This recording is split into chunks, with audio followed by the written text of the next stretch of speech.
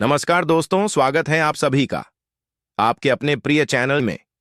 भक्तों, आज हम जानने वाले हैं सबसे बड़ी माघ पूर्णिमा 2025 में किस दिन मनाई जाएगी। भक्तों, हमारी ज्योतिष शास्त्रियों को विशेष रूप से इस माघ पूर्णिमा का विश्वरी से इंतजार था और वह आने वाली है। भक्तों, आप सभी को हम बता दें, यह है सबसे बड़ी माघ पूर्णिमा बेहद ही खास और इंपॉर्टेंट होने वाली है, क्योंकि भक्तों सबसे बड़ी माघ पूर्णिमा कोई मामूली पूर्णिमा नहीं होने वाली, बल्कि बहुत ही चमत्कारिक और लाभदायक पूर्णिमा होने वाली है। भक्तों, किस दिन मनाई जाएगी, किसी दिन इस दिन पूजा करना है, मुहूर्त कौन सा रहेगा, किस टाइम पर कौन सा उपाय कर लेने से व्यक्ति का भाग्य चमक जाता है, वह सभी इंपॉर्टेंट जानकारी आज की खास वीडियो में हम आपको बताएंगे। साथ में हम आपको सबसे बड़ी माघ पूर्णिमा के दिन किए जाने वाला एक दीपक का ऐसा उपाय बताएंगे जो कि अगर आपने कर लिया तो मन कर चली को हर मनोकामना इच्छा पूरी हो जाती है, हर एक देवी देवता की कृपा आप पर होती है। भक्तों, अगर आप भगवान विष्णु को मानते हैं, माता लक्ष्मी को मानते हैं, तो आज की वीडियो आपको जरूर देखना चाहिए, आपका जीवन ना बदल जाए। इस वीडियो को देखने के बाद तो मुझे बताना। भक्तों, अभी तक लाखों और करोड़ों व्यक्तियों का जीवन हम सुधार चुके हैं, इसलिए आपसे हाथ जोड़कर निवेदन है, सच्चे हृदय से इस वीडियो को लाइक कर देना। माता लक्ष्मी भगवान विष्णु की इस वीडियो को लाइक कर देना। फिर देखिए आपके जीवन में कैसा नया चमत्कार होता है और आपके जीवन में नई नई लाभ प्राप्त होती है। भक्तों, सभी जानकारी हम आपको बड़ी बड़ी से बताते हुए चलेंगे और इसलिए आप वीडियो को पूरा ही देखें। अगर आप वीडियो को आधा अधूरा देखेंगे तो आप अपने जीवन में कभी कोई सफलता हासिल भी नहीं कर पाएंगे, प्राप्त भी नहीं कर पाएंगे, क्योंकि जो माता लक्ष्मी कहीं गई है, यह धन की देवी कहीं गई है और धन के देवता भगवान विष्णु और कुबेर को कहा जाता है। अगर उनकी वीडियो को कोई छोड़ना है तो वह अपने जीवन में कैसे कोई सफलता प्राप्त कर सकता है, नहीं कर सकता। इसीलिए भक्तों, आज की वीडियो आप पूरा जरूर देखें, फिर आपको समझ में आ जाएगा कि सबसे बड़ी माघ पूर्णिमा इतनी खास क्यों है, इतनी इंपॉर्टेंट क्यों है। अब तो आप सभी को हम बता दें, सबसे बड़ी माघ पूर्णिमा इस बार सबसे बड़ी माघ पूर्णिमा 2022 तिथि और स्नान दान का शुभ मुहूर्त वैदिक पंचांग के अनुसार सबसे बड़ी माघ ई पूर्णिमा 12 फरवरी बुधवार को है। सबसे बड़ी माघ महीने के शुक्ल पक्ष की पूर्णिमा तिथि 11 फरवरी को शाम 6:55 से प्रारंभ हो रही है और इसका समापन 12 फरवरी 2025 को शाम 7:02 पर होगा। उदया तिथि के अनुसार सबसे बड़ी माघी पूर्णिमा 12 फरवरी है। भक्ति चली, सबसे पहले हम आपको भी उपाय बता देते हैं जो मन की पूर्णिमा के दिन आपको करना है और बाद में फिर हम आपको वह दीपक वाला उपाय बताएं जो कि आपको जरूर कर लेना है। भक्तों, वीडियो को पूरा देखें। अभी तक आपने वीडियो को लाइक ना किया हो, श्री शिवाय टीवी चैनल को सब्सक्राइब ना किया हो तो जरूर ही कर लीजिए। चलिए जान लेते हैं सबसे बड़ी माघ पूर्णिमा के उपाय। लक्ष्मी जी की पूजा। हिंदू धर्म में मां लक्ष्मी को धन की देवी कहा गया है। ऐसे में सबसे बड़ी माघ पूर्णिमा के दिन सुबह ब्रह्म मुहूर्त में उठकर स्नान करें। इसके बाद मां में लक्ष्मी को प्रतिमा को गंगाजल में स्नान कराना चाहिए। फिर लक्ष्मी जी को कमल का फूल और नारियल अर्पित करें। इसके बाद महालक्ष्मी स्तोत्र का पाठ करना चाहिए। मान्यता है कि ऐसा करने से आर्थिक तंगी दूर हो सकती है। पीपल को करें जल अर्पित। हिंदू धर्म में पीपल के पेड़ को विशेष महत्व दिया जाता है। कहा जाता है इसमें त्रिदेव का वास होता है। ऐसे में सबसे बड़ी माघ पूर्णिमा के दिन जल में दूध मिलाकर पीपल के पेड़ पर अर्पित करना चाहिए। इसके बाद शाम को पीपल के नीचे घी का दिया जलाना चाहिए। ऐसी मान्यता है कि इस उपाय को करने से व्यक्ति को त्रिदेव की कृपा प्राप्त होती है। तिजोरी में रखें। यह चीज सबसे बड़ी माघ पूर्णिमा के दिन श्री हरि और लक्ष्मी जी की पूजा करने के बाद 11 पीले रंग की कौड़ियों को पीले या लाल कपड़े में लपेट कर रखें। इसके बाद कुछ देर के लिए इन कौड़ियों को मान लक्ष्मी के पास रख दें और फिर इन्हें उठाकर अपनी घर की तिजोरी में रख दें। मान्यता है कि इस उपाय को करने से घर में धन की वर्षा होनी शुरू हो जाएगी।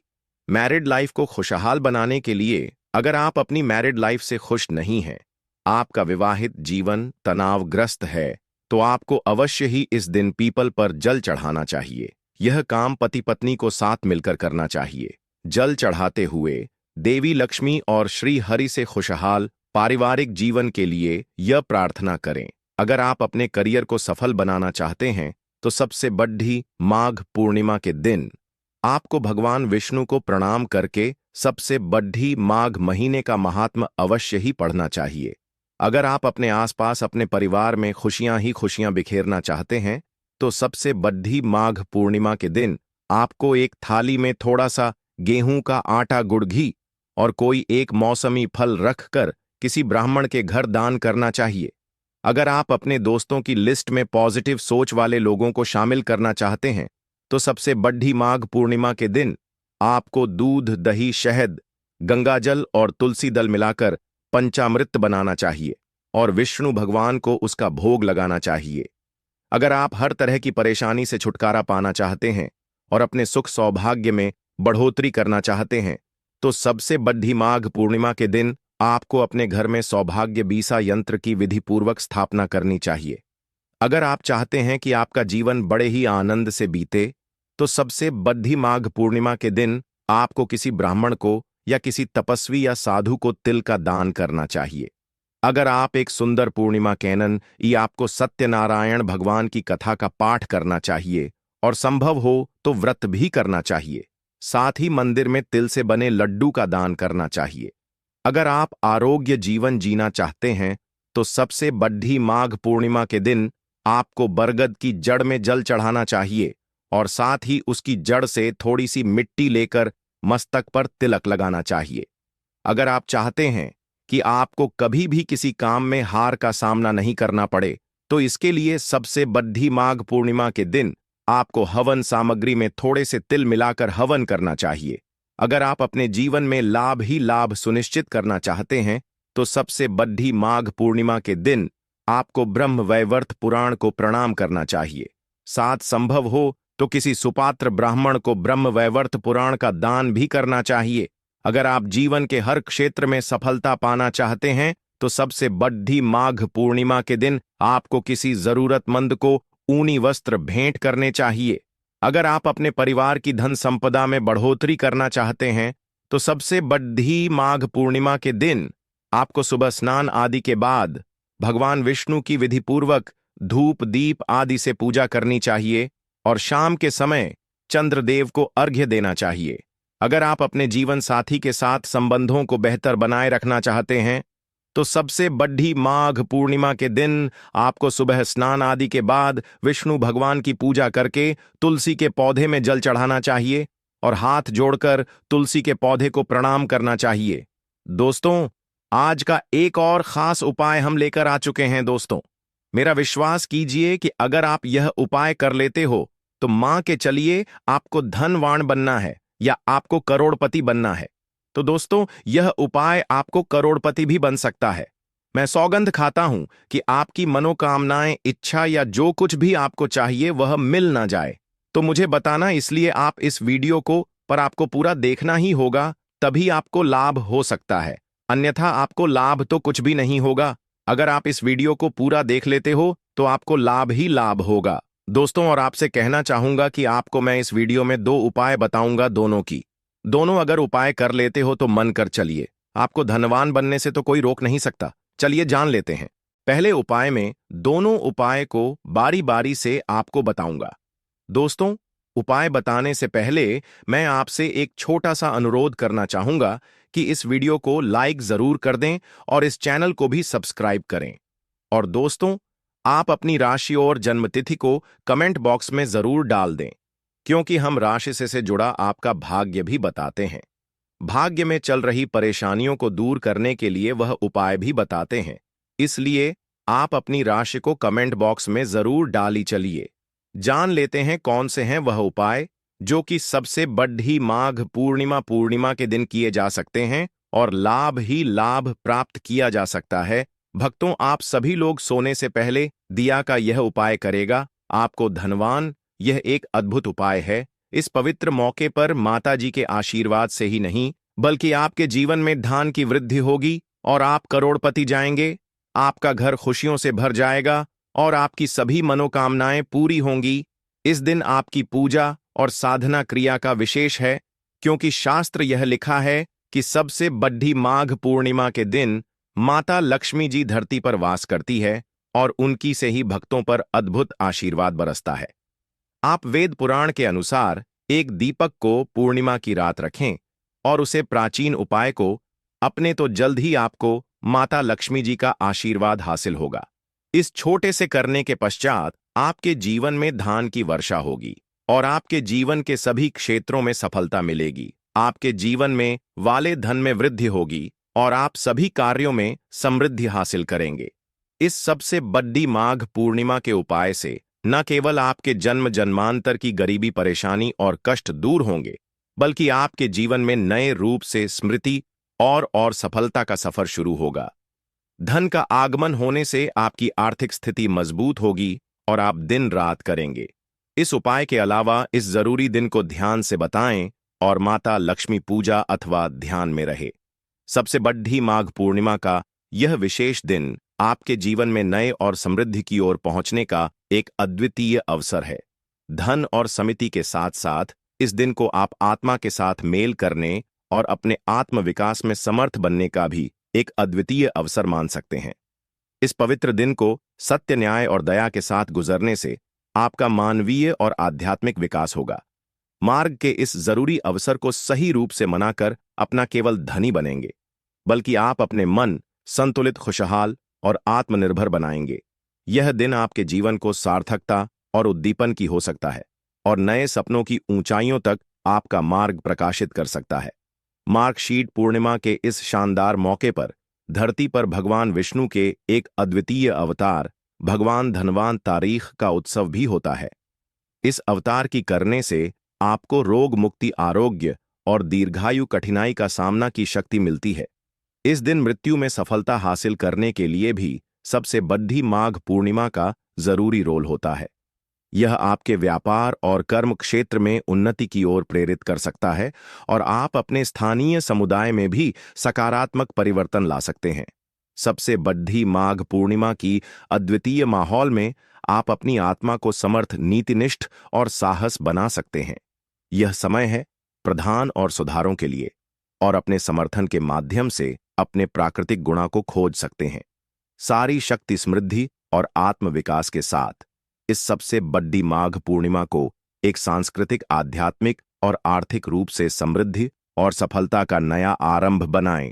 सबसे बड़ी माघ पूर्णिमा पर कई दुर्लभ संयोग बना रहे हैं। ऐसे में इन दो जगह पर चुपचाप दीपक जलाकर छोड़ दें। इससे मृत्युदंड, पितृदोष, महाकाल, सर्प दोष, शनि, राहु सब कुछ होगा खत्म। किस्मत, चार चांद, महालक्ष्मी दौड़ी दौड़ी चली आएगी। कंगाल भी होंगे धनी दोस्तों।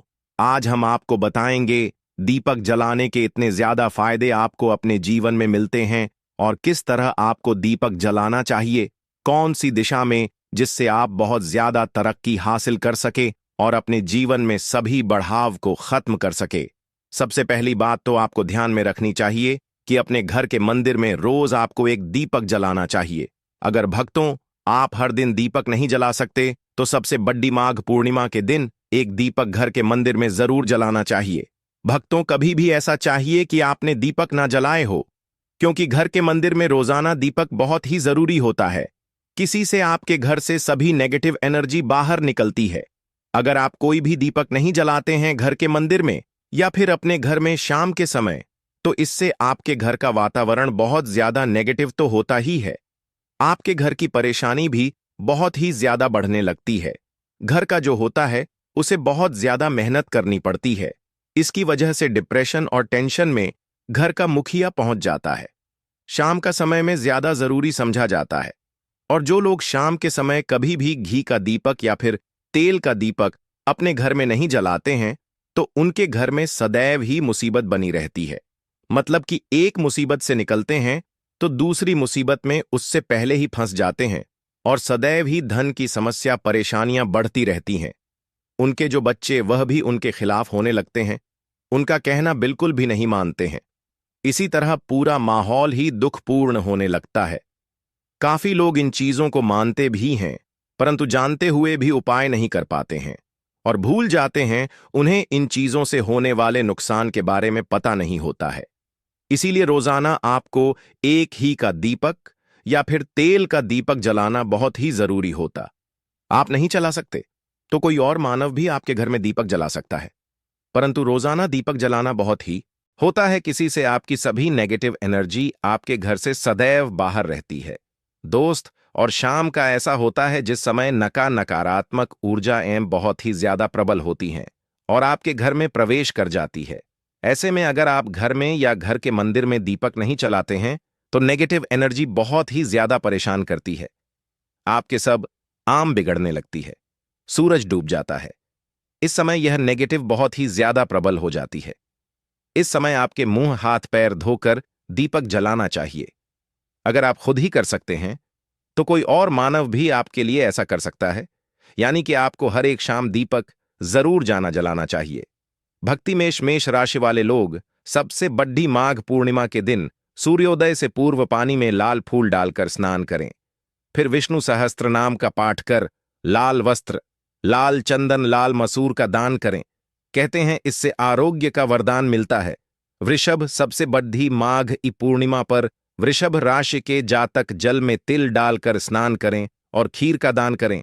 फिर रात में सफेद फूलों से चंद्रमा की पूजा करें। इससे बिगड़े काम बन जाएंगे। मिथुन राशि वालों को सबसे बड़ी माघ की पूर्णिमा पर थोड़ा गन्ने का रस जल में मिलाकर स्नान करना उत्तम रहेगा। मध्य रात्रि में देवी लक्ष्मी की कमल गट्टे से पूजा करें, साथ ही हरे मूंग और हरे वस्त्र का दान करें। कहते हैं इससे धन की कमी दूर होती है, सौभाग्य में वृद्धि होती है। कर्क सबसे बड़ी माघ की पूर्णिमा पर कर्क राशि के जा जल में पंचगव्य मिलाकर स्नान करें, भगवान सत्यनारायण की कथा करें और फिर ब्राह्मण को आटा और गुड़ का दान करें। मान्यता है यह उपाय कारोबार और नौकरी में तरक्की दिलाता है।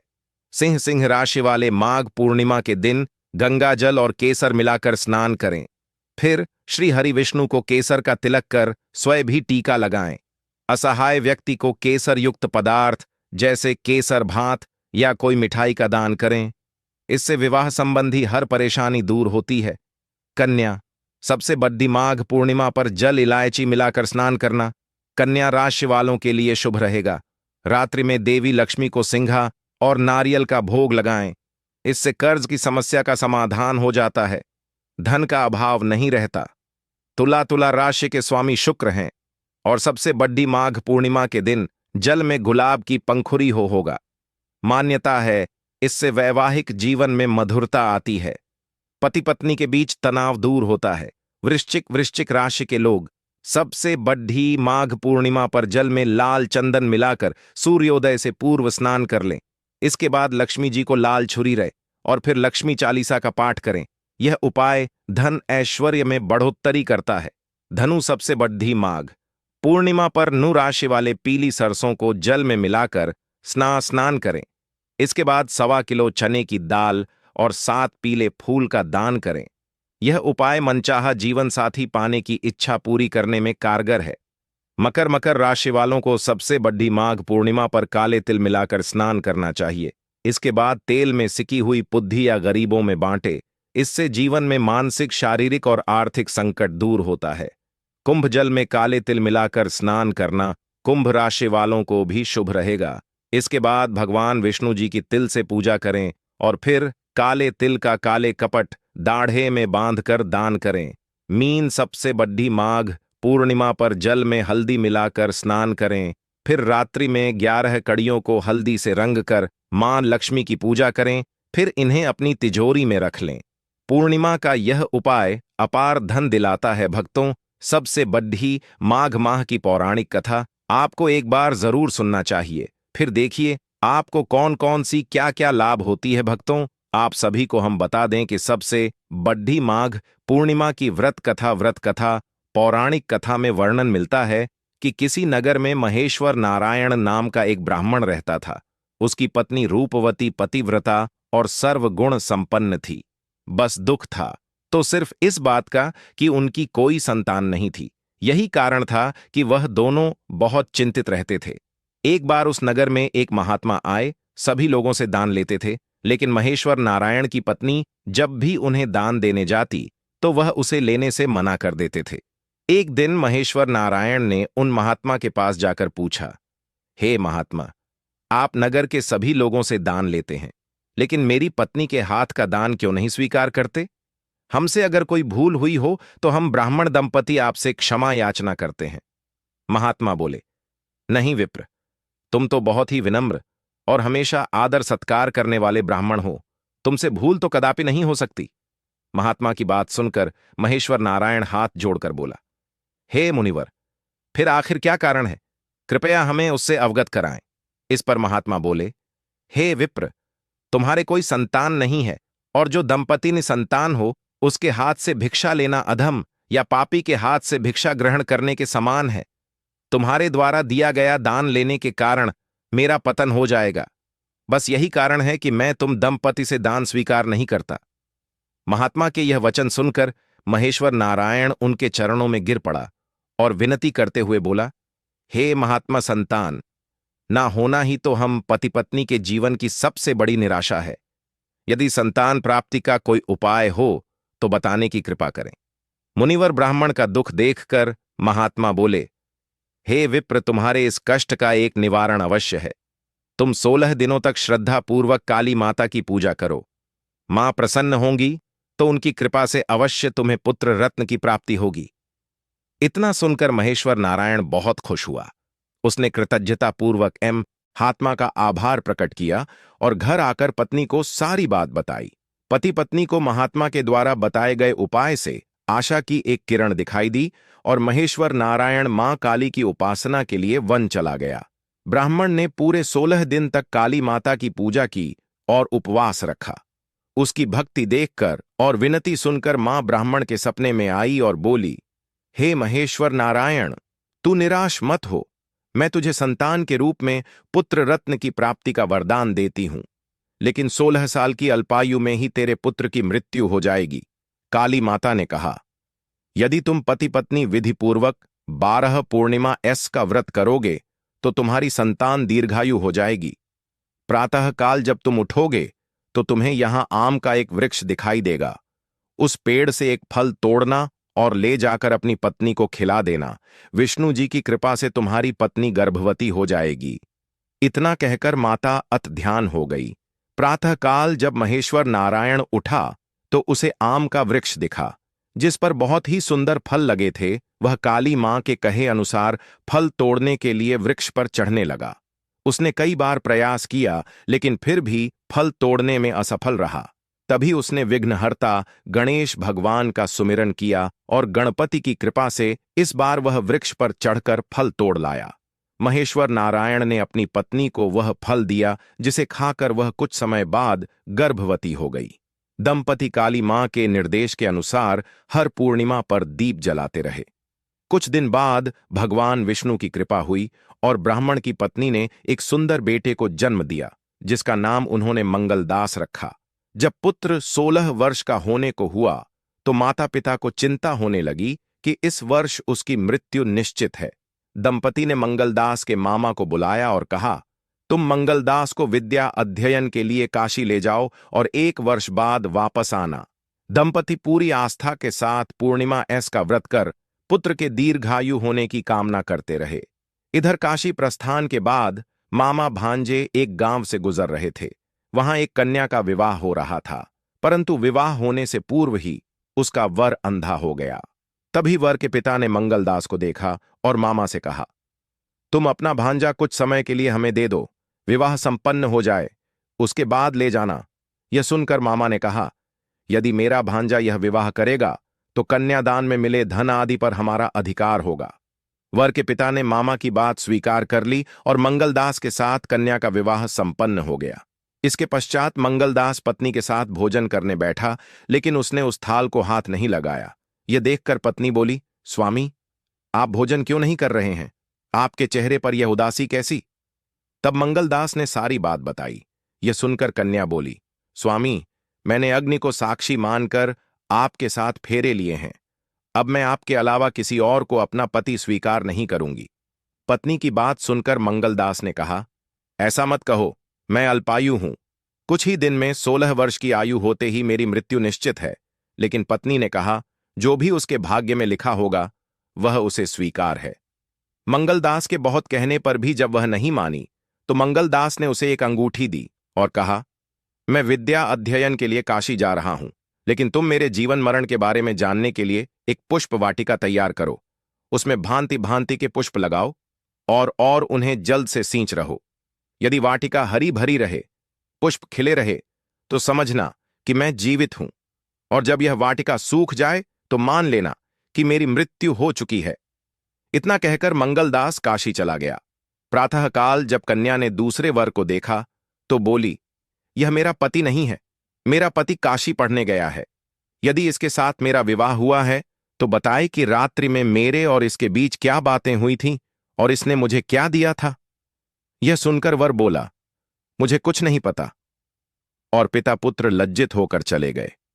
उधर एक दिन प्रातःकाल एक सर्प मंगलदास को डसने के लिए आया, लेकिन उसके माता पिता द्वारा किए जाने वाले पूर्णिमा व्रत के प्रभाव के कारण वह उसे डस नहीं पाया।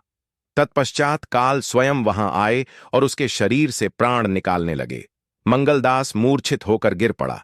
तभी वहां माता पार्वती और विष्णु जी आए। मंगलदास को मूर्छित देखकर देवी पार्वती बोली, हे स्वामी, मंगलदास की माता ने 32 पूर्णिमा का व्रत रखा था, उसके फलस्वरूप कृपया आप इसे जीवन दान दें। माता पार्वती की बात सुनकर भगवान विष्णु ने मंगलदास को पुनः जीवित कर दिया। इधर मंगलदास की पत्नी ने देखा कि पुष्प वाटिका में एक भी पुष्प नहीं रहा। वह जान गई कि उसके पति की मृत्यु हो चुकी है और रोने लगी। तभी उसने देखा कि वाटिका पुनः हरी भरी हो गई है।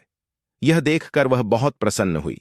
उसे पता चल गया कि मंगलदास को प्राणदंड मिल चुका है। जैसे ही मंगलदास 16 वर्ष का हुआ, मामा भांजा काशी से वापस चल पड़े। रास्ते में जब वह कन्या के घर गए तो उसने मंगलदास को पहचान लिया और अत्यंत प्रसन्न हुई। महेश्वर नारायण और उसकी पत्नी भी पुत्र को जीवित पाकर बहुत खुश होती है।